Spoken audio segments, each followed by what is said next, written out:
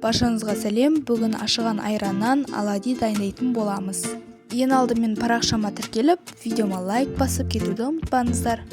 Ең алдымен 2 жұмыртқаны шағып аламыз, үстіне шым-шым тұз қосып, 3-4 ас қасық құм шекер қосып, жақсылап миксермен араластырамыз. Миксер болмаса, венчиктің көмегімен араластырамыз.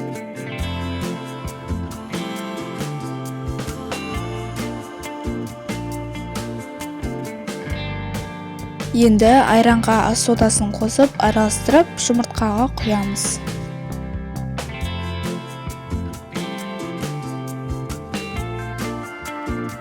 Онға жарты шай қасық сода немесе разрыхитер араластырып аламыз да, бәрін емес бөліп айранға онда саламыз. Төменгі жылдамдықпен миксерлеп аламыз немесе венчиктің көмегімен біркелкі араластырамыз.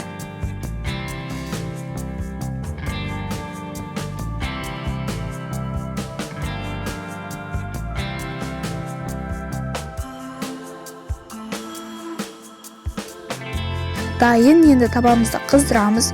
Одан кейін табамыз қызған соң сұйық майды жағып, 1 минуттан кейін 2 жағын жай отта пісіріп аламыз. Күйіп кетпесін.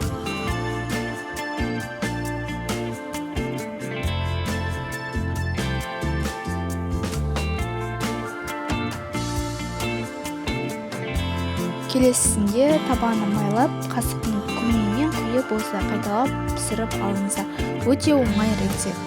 Ашыған айраннан, ашыған сүттен оладьи, пирог, бауырсақ, панкейк, блинчик, құрт, ірімшік, шелпек және де тағы басқа көптеген тағам дайындасаңыздар да болады. Балмен немесе кез келген тосаппен ұсынсаңыздар да болады.